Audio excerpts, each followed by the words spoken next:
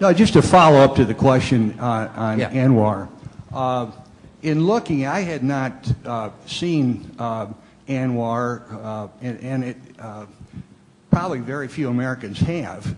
I saw a show yesterday where Laura Ingraham, I think, asked several people where this was, and several people thought it was Mars or someplace like that. But I hate to keep beating a dead horse, but in terms of being pristine, Senator, the Grand Canyon and Anwar don't seem like they kind of are on the same scale. My question really, more than beating that, is under what circumstances could we do this in an ecological manner that would really let us take advantage of quite a bit of oil up there? I don't know how you take advantage of it in an ecological manner, and that's one of the reasons why I have opposed drilling there. But as I say, I will look at all policies that I have in light of this changed economic environment and the challenge to the United States of America. And I will go back and look at it again. And I've looked at it many times, and I will be more than happy to examine it again. But right now, and for a long period of time, that's my position. Yes, sir. Senator, thank you for coming here to this institution. I am an international student, so I'm a foreigner to this country. This country has been a beacon of hope to many around the world, and that is one of the reasons why I'm here studying. I think you are very strong on national security, and your experience and your service to your country is certainly very admirable, and it's something that inspires most of the youth as well. My question to you today is that in the wake of after September 11th, international students have come under serious scrutiny. We have so many regulations that make it hard for us to breathe, but we still love this country, and we're still coming here in our numbers.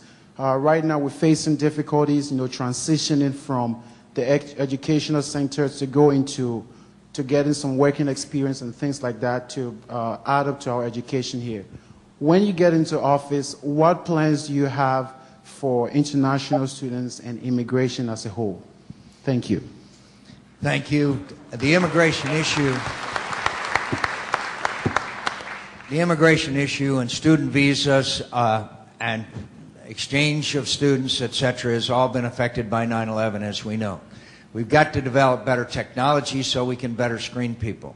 We need to have that screening take place in many cases in the countries that the people come from. We need to encourage, obviously, foreign students who have enriched our country and many times contributed to our economy enormously after they finished their education there, or gone back to the country of their origin and had a greater appreciation and better, which have for our country and resulted in better relations. So all I can tell you is I've had many conversations with the Department of Homeland Security, and we've got to balance our need for our nation's security plus programs at work that don't prevent people from coming here and being unable to receive a quality education. And many times in the past, those individuals have remained here and worked here and contributed enormously to our country in a legal basis.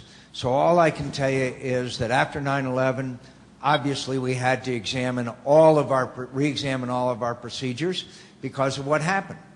And we will continue to do that.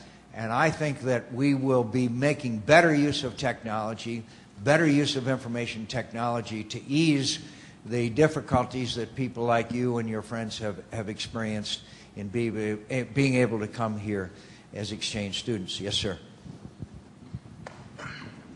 And receive a quality education. Yes, sir. Senator, welcome to the Ozarks. My name is Jeff Parnell, and when you're sworn in next year, I hope to be in the U.S. Congress supporting you. Okay, Jeff. Thank you.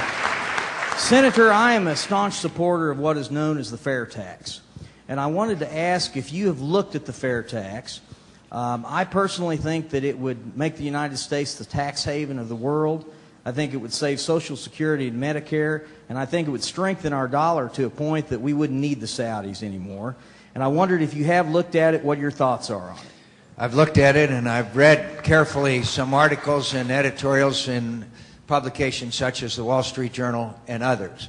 And when you get into the details of it, it gets a little more complex. So what I have done is suggested we come up with an alternate tax system that basically has generous dividends and two tax rates. And the American people have a choice then to use the existing tax code, which is so complicated none of us understand it. We all know we need a fairer, flatter, simpler code. If there's anybody who understands the tax code, I'd like to see you afterwards. And the point is, though, that we probably won't get, it's been since 1986, we probably won't get a change in the tax code through the Congress of the United States. So I'd like to see us say, okay, if you want to use the existing tax code, fine, but here's an alternative that's simpler and fairer and flatter, has two tax rates and with generous deductions. And I think the American people would embrace such a proposal. Yes.